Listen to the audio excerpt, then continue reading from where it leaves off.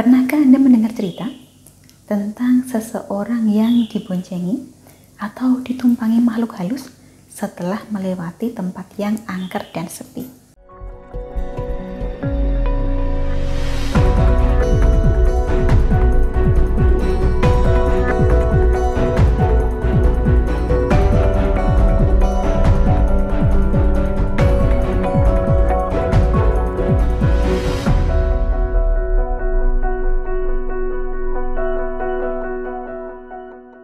Salam Rahayu, dengan saya Dewi Sundari.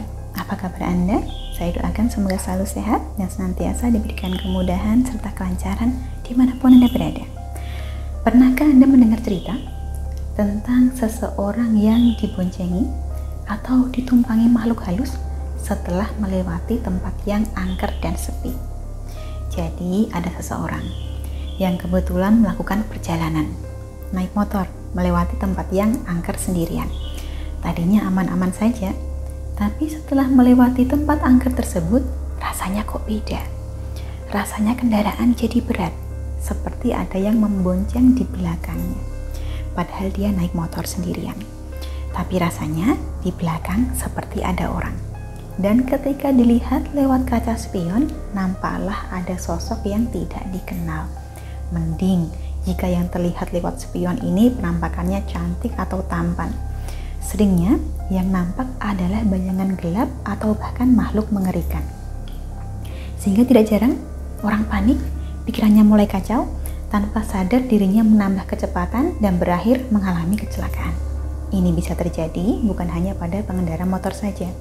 Naik mobil sendirian pun bisa terjadi juga. Perasaan kita hanya sendiri, tapi kok seperti mendengar suara di kursi belakang. Dan ketika kita lihat lewat spion tengah, nampak sekelebat bayangan penumpang. Sebagian dari Anda mungkin sudah pernah mendengar kisah semacam ini, dituturkan dari mulut ke mulut, karena yang mengaku pernah mengalaminya memang tidak hanya satu dua. Situasi semacam ini tidak perlu membuat Anda takut berlebihan, meskipun memang membutuhkan kewaspadaan. Kalau suatu ketika terjadi pada Anda, tetaplah tenang. Jangan malah panik dan mengeput, khawatirnya mengancam keselamatan.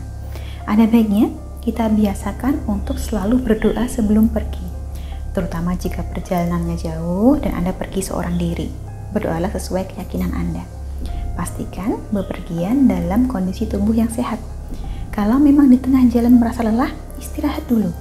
Jangan dipaksakan untuk lanjut hanya karena mengejar waktu. Bagaimanapun juga, kita maunya bukan hanya sampai, tapi sampai dengan selamat. Kiranya di tengah jalan melewati tempat angker, ucapkan salam, ucapkan permisi, bahwasannya Anda hanya berniat untuk lewat, tidak ingin mengganggu sama sekali. Dan tentu saja selalu menjaga sikap kita ketika berada di tempat yang dikeramatkan atau disakralkan oleh masyarakat sekitar. Bila perlu, bentengi diri. Gunakan sarana spiritual yang berfungsi untuk melindungi dari gangguan makhluk halus.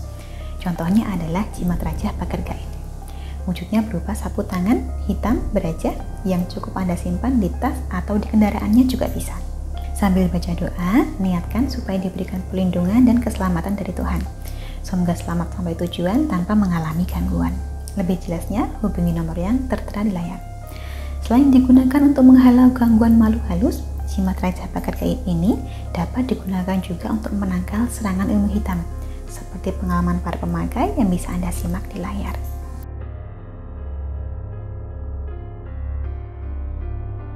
Harapannya, supaya kita bisa lebih berhati-hati dan bisa menjaga diri, supaya tidak terjadi hal-hal yang tidak dikehendaki.